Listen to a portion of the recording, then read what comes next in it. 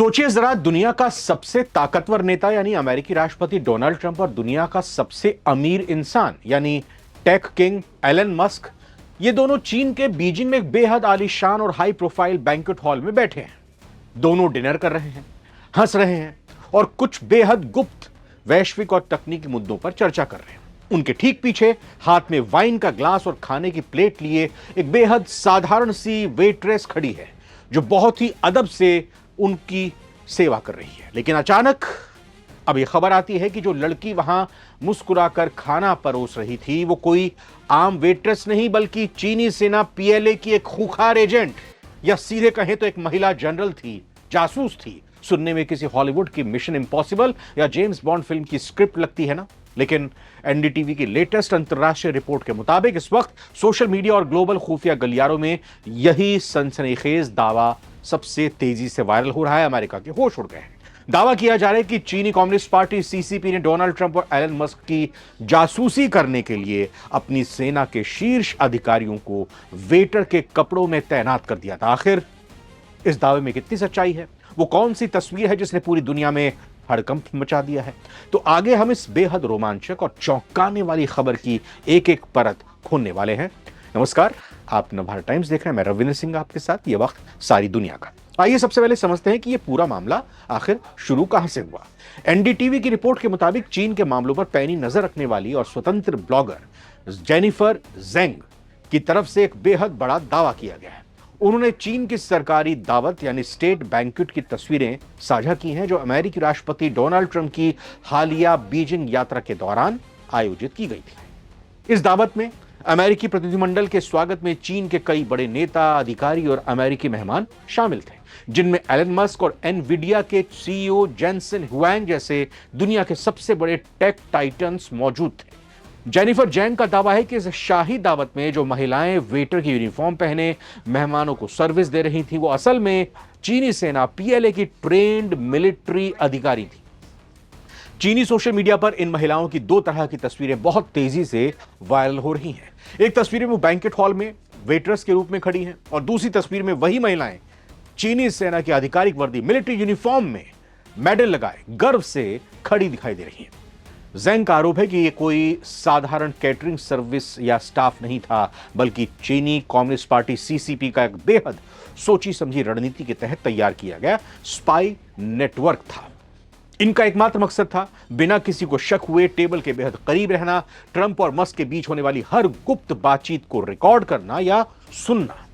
जी हां, अब यहां एक बड़ा सवाल उठता है कि चीन को आखिर वेटर के भेष में इतने बड़े लेवल की जासूसी करनी क्यों पड़ी, और वो भी अपने मेहमान के साथ, अपने घर बुलाए मेहमान के साथ। उनका मुख्य टारगेट एलन मस्क और डोनाल्ड ट्रंप ही क्यों थे? तो इसके पीछे की क्रोनोलॉजी को समझना बेहद जरूरी हो जाता है।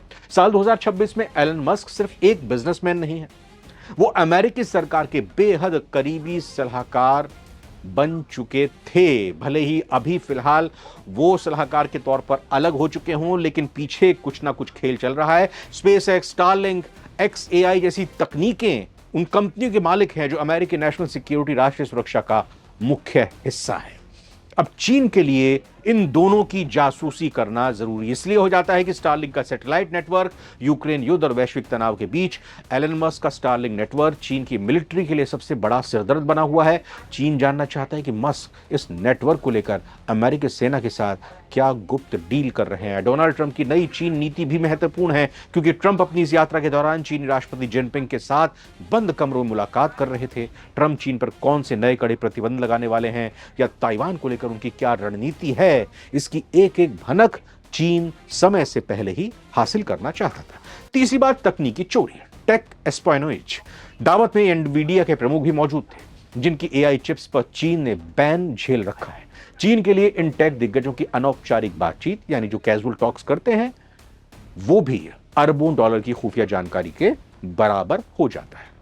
जब बड़े नेता औपचारिक बैठक करते हैं, बातचीत होती है, तो बहुत संभल कर बोलते हैं, कोई भी गुप्त बात नहीं करते, क्योंकि वहां रिकॉर्डर और प्रोटोकॉल्स होते हैं। लेकिन जब वो रात को डिनर टेबल पर बैठते हैं, वाइन पीते हैं, रिलैक्स मूड में होते हैं, गप्पे मारते हैं, तब वो कई ऐसी बातें बोल जाते हैं जो बेहद गोपनीय होती हैं। चीन इसी कमजोर कड़ी को पकड़ना चाहता था और इसके लिए वेटर से बेहतर छद्मवेश यानी डिस्गाइज भला क्या हो सकता था, इसीलिए पूरी तैयारी थी। अब आप सोच रहे होंगे कि इस इतने बड़े और गंभीर आरोप पर चीन की सरकार या बीजिंग का क्या कहना है।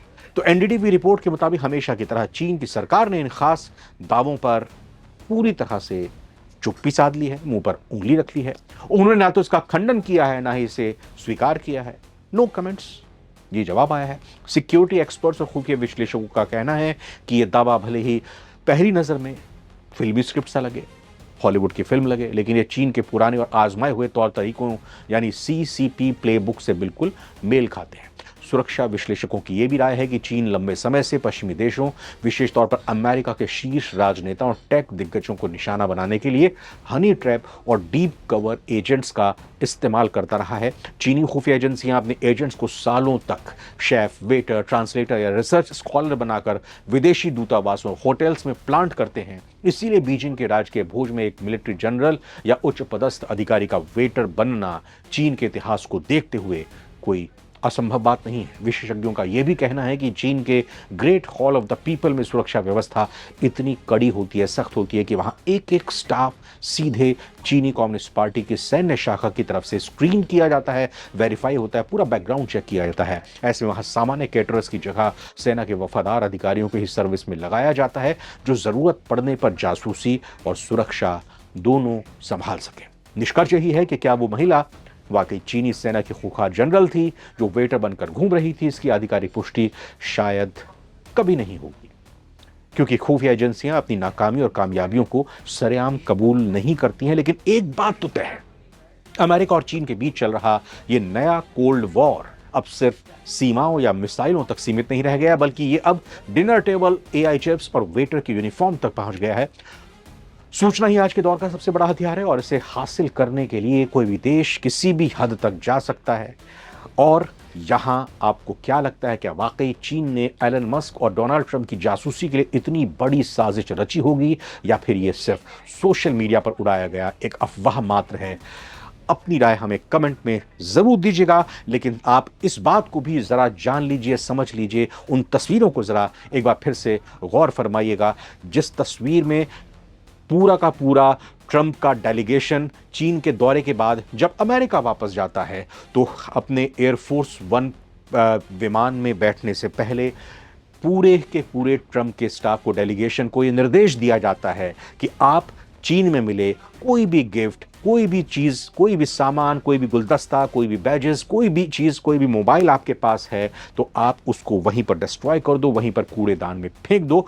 और ये चीज, ये तस्वीर जब वहां सामने आई थी तब ये कहा जा रहा था कि अमेरिका ने जिस मेजबान के यहाँ मेहमान नवाजी का लुत्फ उठाया, जिसके पास जाकर वो बैठे और उन्हीं के दिए हुए गिफ्ट वहां पर फेंक दिए, तब ये कई सवाल उठे थे। लेकिन अब ये खुफिया रिपोर्ट जब सामने आई है तो ये अब अंदेशा पुख्ता साबित हो रहा है कि अमेरिका ने जो किया वो सही किया। फिलहाल सारी दुनिया के आज के एपिसोड में इतना ही। नमस्कार।